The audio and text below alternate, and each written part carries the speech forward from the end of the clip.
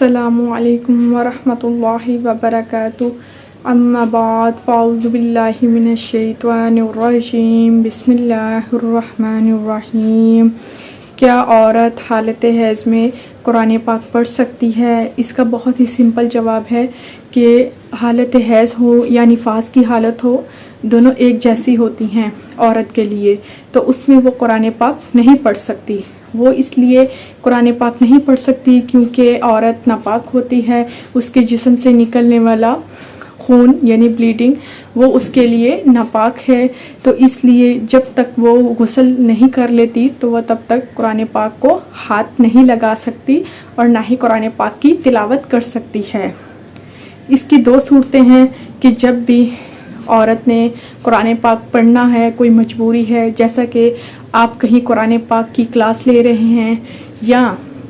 آپ کہیں پڑھتی ہیں تو ظاہر ہے آپ اس کو ترک تو نہیں کر دیں گی یا اتنے دنوں کے لیے چھوڑیں گی نہیں۔ اس کا طریقہ کار یہ ہے کہ آپ پین یا پینسل یا اسکیل کے ذریعے آپ قرآن پاک کو پڑھیں گی، اس کے ذریعے آپ پڑھائیں گی۔ آپ قرآن پاک کو ہاتھ نہیں لگا سکتے، یعنی ان کے حروف کو ٹچ نہیں کر سکتے، یہ حرام ہے۔ صرف آپ دور سے ان کلمات کو پڑھ سکتے ہیں۔ ان کلمات کو پڑھنے کا طریقہ کار یہ ہے کہ آپ حرف با حرف پڑھیں گی، یعنی دو دو حروف کر کے ان کو ادا کریں گی۔ ایک ہی سانس میں، ایک ہی لے میں آپ وہ حروف یا آیت کو مکمل عبارت کو نہیں پڑھ سکتی۔ اگر آپ کسی مدرسے میں بھی جا رہی ہیں یا آپ اسکول ٹیچر ہیں تو جیسے اسکول میں بھی اسلامیات لازمی کی، اسلامیات اختیاری کی بک ہوتی ہیں تو وہاں پر بھی عربی یا صورتیں پڑھنے کو ملتی ہیں، تو ان صورتوں میں بھی آپ ان کو اسی طرح ہی اسی ترتیب سے لڑکیاں یا ٹیچر حضرات جو ہیں ان کو اسی طریقے سے پڑھیں گی،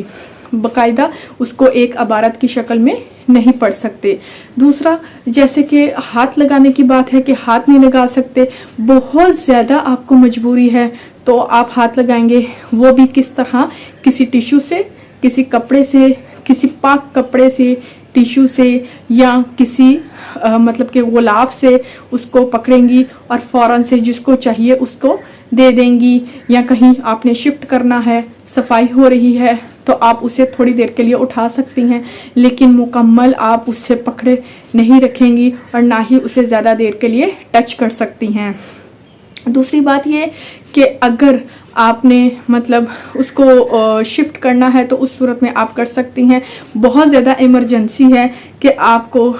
قرآن پاک پڑھاتے ہوئے بتانا پڑا ہے تو آپ مکمل قرآن پاک کی کتاب کو ہاتھ نہیں لگا سکتی، جبکہ کوئی قاعدہ یا سپارہ ہو تو ان ٹچ آپ کا ہاتھ لگ جائے تو اس پہ آپ گناہ نہیں ہے مطلب، تو آپ اس پہ لیکن اپنے دل میں معافی کا اعتراف کر سکتی ہیں، اس میں کوئی مسئلہ نہیں ہے۔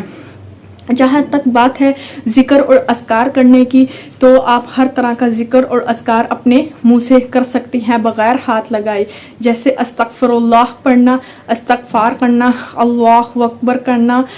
لبیک کہنا، یا کسی بھی طرح کی اللہ تعالیٰ کی حمد و ثنا کرنا، تو وہ ہم کر سکتے ہیں، اس میں کوئی بھی ممانت نہیں ہے۔ ذکر اذکار پر کوئی بھی ممانت نہیں ہے، وہ بے شک آیت الکرسی ہو، زبانی یاسین ہو یا کچھ بھی ہو، آپ زبانی اذکار کر سکتی ہیں، اللہ تعالیٰ کی حمد و ثنا کر سکتی ہیں۔ اسی طرح حضور پاک صلی اللہ علیہ وآلہ وسلم اور حضرت عائشہ رضی اللہ تعالیٰ عنہ حج کے لیے گئے ہوئے تھے، اور وہاں پہ حضرت عائشہ ایک پلر کے اوپر آرام سے بیٹھی ہوئی تھیں، تو حضور پاک صلی اللہ علیہ وآلہ وسلم نے آ کر پوچھا کہ اے عائشہ تمہیں کیا ہوا ہے، تم اس طرح سے کیوں اداس بیٹھی ہو؟ تو حضرت عائشہ نے جواب دیا کہ اے حضور پاک صلی اللہ علیہ وآلہ وسلم کہ مجھے حیض آ گیا ہے، تو میں اس لیے اداس ہوں کہ میں تو آپ کے ساتھ اس حج کو مکمل کرنا چاہتی تھی، تو اب میں کیا کروں؟ تو آپ صلی اللہ علیہ وآلہ وسلم نے فرمایا تو اس میں پریشانی کی کوئی بات نہیں ہے، تم پریشان کیوں ہو؟ تم باقی ذکر و اذکار تو کر سکتی ہو، طواف چھوڑ کے باقی تمام کام تم کر سکتی ہو، یعنی عمرہ میں سعی کرنا یا اس میں پڑھنے والی تلبیات کچھ بھی ہے، اللہ اکبر اللہ اکبر، वलिल्लाहिल हम्द। जो भी हम तीसरा कलमा पढ़ते हैं, जो भी वहाँ पे दुआएं करते हैं, हज के दौरान जितनी भी वहाँ पर